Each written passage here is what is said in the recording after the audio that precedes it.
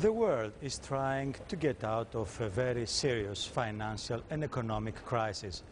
Banks were and still are under attack for behaving as if the crisis that brought leading lenders to their knees had just been a blip.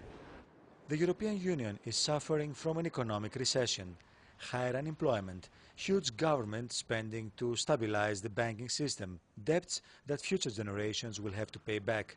Financial regulation and supervision have been too weak or have provided the wrong incentives. Global markets have spurred the phenomenon.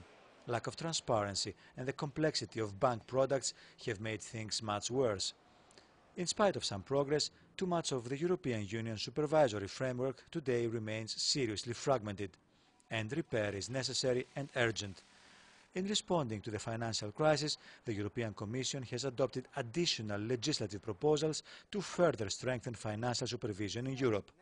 Following the adoption of one such legislative package, including the creation of a European system of financial supervisors with 3 new European supervisory authorities, the Commission proposes to make targeted changes to existing financial services legislation to ensure that the new authorities can work effectively.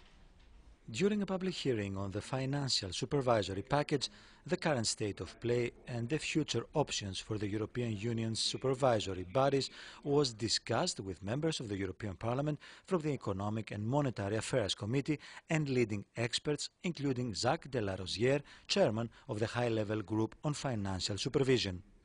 I think on the whole the package has been well received by the Council, the Commission, the Parliament, if I hear them today. And I think it's going to be something very important for the future, because if we had had this systemic risk board, if we had had better coordination between the supervisors, I don't say that the crisis would not have happened, but at least it would have been seriously diminished. So I believe that these are very, very significant measures. A few years ago, nobody would have thought that a European system of supervision would have been adopted in Europe.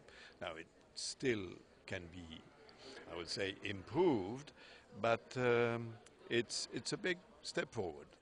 Giovanni Carosio, chairman of the Committee of European Banking Supervisors, explained how the system of supervision works when a bank, for example, handles so-called toxic derivatives.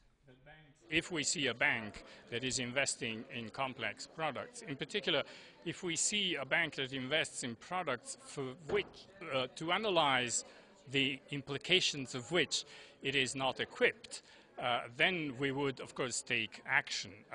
There must be a proportionality, if you like, between the capabilities of the bank, its internal organization, risk controls, and so on, and the types of products that it invests in. And the same, of course, can be said for a number of institutional investors also.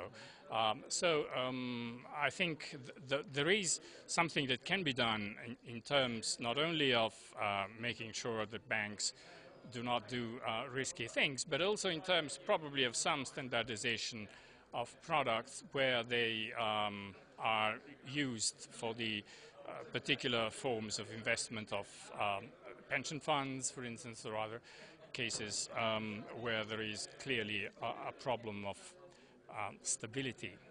Otmar Karas, vice chairman of the EPP Group and member of the Committee on Economic and Monetary Affairs, said that the EPP Group is strongly in favor of an internal market in which financial services plays a strong part, and of course in favor of a strong European supervision system.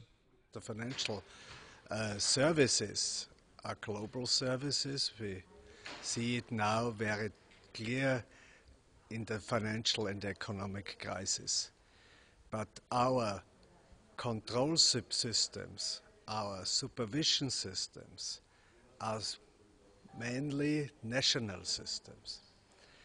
But the banking system is a cross-border system. So we need a strong European and global supervision system. Not to be against the national systems, but to have a power, in all financial services instruments who are working cross-border. And we have to develop it very quickly. The proposal of the Commission is better than the common position of the Council.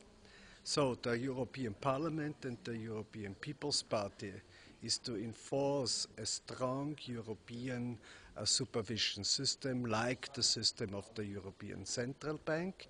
And we bring our ideas also to the G20 summit because we need common rules for all financial services in the world. Of course, we need more intensive supervision, but practical implementation by the member states is even more important. The draft reports on the supervisory package are due to be presented to the Economic and Monetary Affairs Committee on February the 22nd. And the EPP Group is going to play a very strong role in this debate.